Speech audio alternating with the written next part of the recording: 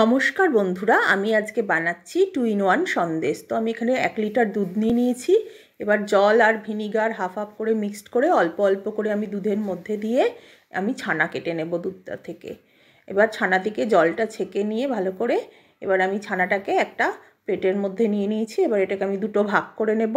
এবার একটা ভাগকে আমি খুব ভালো করে হাতের সাহায্যে চেপে চেপে মেখে নেব, আর একটা ভাগকেও খুব ভালো করে মেখে নিয়ে তার মধ্যে 1 টিস্পুন মতন কোকো পাউডার দিয়ে এটাকেও খুব ভালো করে মেখে নেব। এবার আমি একটা প্যানে একটু ঘি ব্রাশ করে দিচ্ছি, দিয়ে এবার এর মধ্যে আমি প্রথমে সাদা ছানাটা, চিনি আর 1 টেবিল স্পুন গুঁড়ো দুধ দিয়ে আমি এটাকেও একটু ভালো করে মিক্সড করে নেব। নিয়ে আমি এটাকে একটু ঠান্ডা হতে রেখে দেবো। আবারও আমি প্যানের মধ্যে ঘি গরম করে তার মধ্যে একটা টুকরো আমি দিয়ে দেব চকলেট, আর একটু জল, চিনি দিয়ে আর কোকো মিশানো ছানাটা দিয়ে আমি এটাকেও খুব ভালো করে পেস্ট একটা স্মুথ একটা ডো তৈরি করে নেব।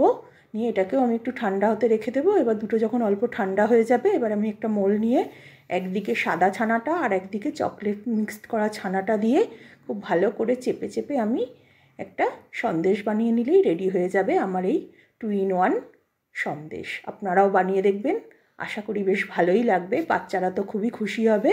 নমস্কার।